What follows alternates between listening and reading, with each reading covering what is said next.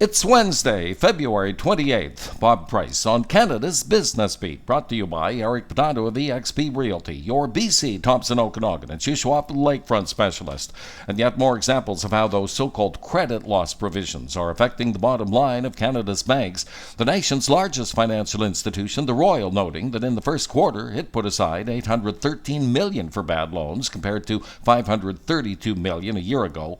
Even so, RBC comes through with a better than forecast profit of $3.58 billion from $3.13 billion a year back.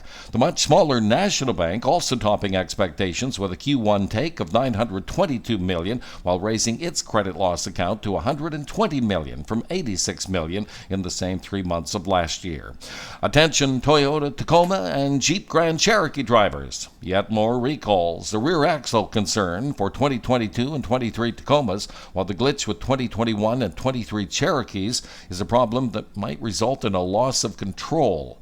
Proud to be one of Canada's most listened to business podcasts and available around the world on X, TikTok, and wherever you get your favorite podcast. Canada's Business Beat is brought to you by Eric Potato of eXp Realty. Considering a move to BC's wine country? Eric is your BC Thompson Okanagan and Shuswap Lakeview specialist at OkanaganLakefrontProperties.com.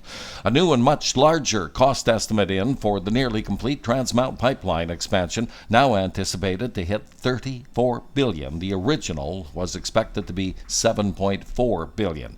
Cost controls working for Calgary-based convenience store operator and fuel retailer Parkland, posting a sharply higher profit despite sharply lower sales, $86 million in earnings from $69 million a year back. And from the latest passenger satisfaction survey of Canada's airports, Charlottetown and Billy Bishop in Toronto the best of the best according to travelers, London, Fredericton, Toronto Pearson, and Kelowna the worst of the worst. And that will do it for your Wednesday. Thank you for listening. Bob Price on Canada's Business Beat.